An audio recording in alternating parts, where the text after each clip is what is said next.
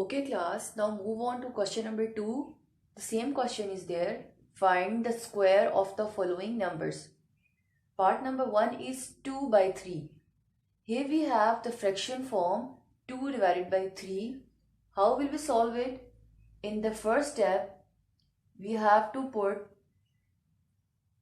square over this 2 divided by 3. Now in the next step, this 2 is the numerator and this 3 is the denominator. This square is of numerator as well as of denominator.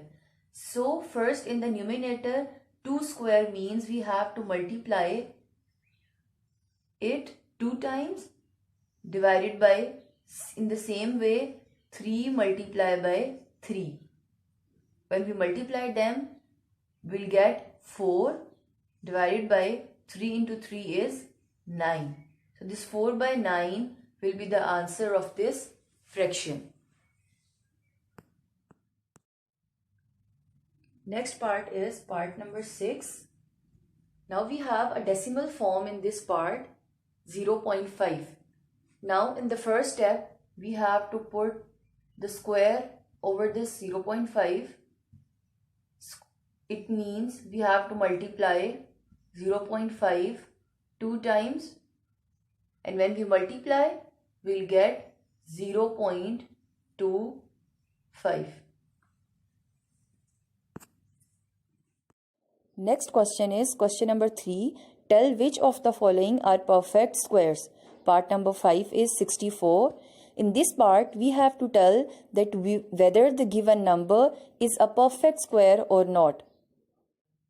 Class, as I told you in the lecture, that first step to find the perfect squares is to take the LCM of the given number. This one is the LCM of 64. Now, the second step is to write all the factors of the given number. Factors are 2 multiplied by 2 multiplied by 2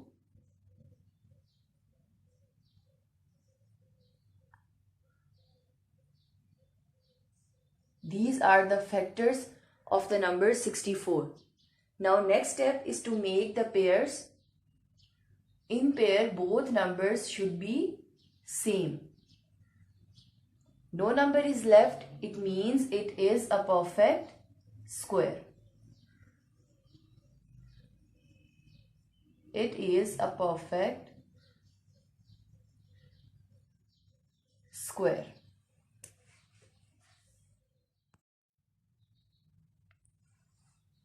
Okay, now part number 6 is 72.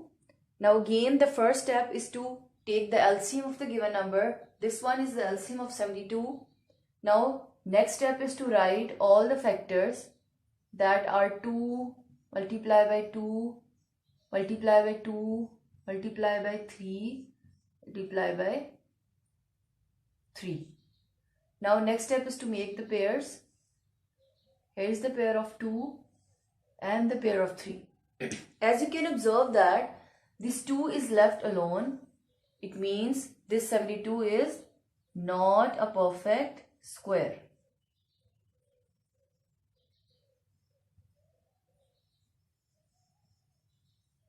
It is not a perfect square.